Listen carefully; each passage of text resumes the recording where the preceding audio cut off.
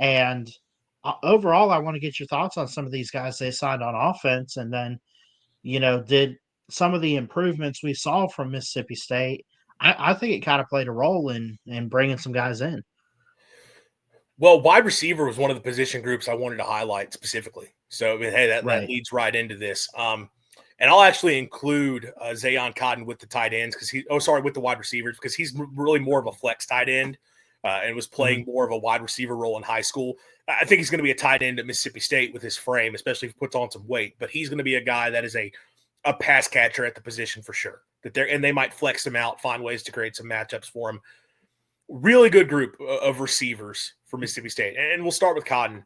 The one 4-star that you have offensively, at least there's a few guys they're 4-star players. They're just not rated as a 4-star, but 91 overall, if you round up on the composite, number 11 player within the state of Mississippi, number 13 player at the tight end position, 277 nationally, 6'5", 215, big time frame. A guy that Ole Miss really tried to push hard for quite some time and just never wavered. Had been committed to Mississippi State for several months. Didn't matter that push came. He stayed with the Bulldogs, and really nice addition there to get a guy who can step in as a receiving threat at tight end. Lebby has had guys like that before. We've talked a lot about Braylon Willis at Oklahoma and what he was able to get involved with doing there in Lebby's first season. Going back to Ole Miss, and I cannot believe I'm blanking on the guy's name, but in 2020 at Ole Miss, they had the receiver who put up really big numbers, Yaboa, who had really big numbers for them that season. And then I think Seydou Traore at Mississippi State's a guy over the last couple of seasons you've looked at and thought, man, there's some potential there to really get him involved. And I thought they did a little bit of a better job this year. And he had an okay season, but still was not able to really thrive the way you would have liked to have seen. But Lebby's a guy that has shown the ability to get tight ends involved and get them involved in unique ways, get them to the football. And when you have a guy who's that type of frame that you can use as a matchup player, that's huge. Now, if he's going to play as a tight end, you got to figure out what he can do from a blocking standpoint. And when I say as a tight end, I mean like even as an H-back, where even as an H-back, you don't necessarily have to go and block defensive ends, defensive linemen, but can you block linebackers and safeties? That's the big thing, and that's what the part of his game that we're going to have to learn about. But as a receiver, I mean, he's a big-time player and someone that you think can step in, and he's a really going to be interesting target to see. And you're losing Seydou Traore. Maybe he can, if he puts on the proper weight year one, maybe he's able to go out and be a contributor year one, because you need a guy who's that receiving threat at the tight end position.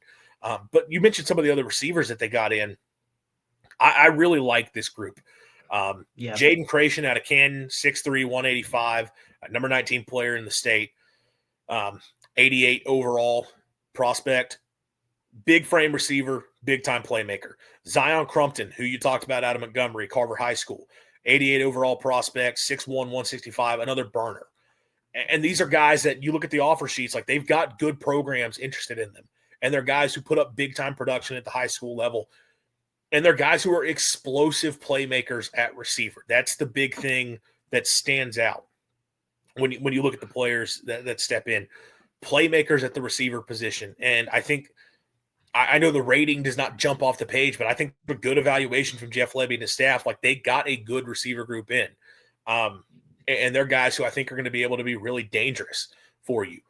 You added a win on signing day with Keymian Henderson Jr., who I believe goes by Junior Henderson Jr., another 88 overall, receiver, 6'3", 190. So again, more size, another explosive playmaker out of Carthage, Texas.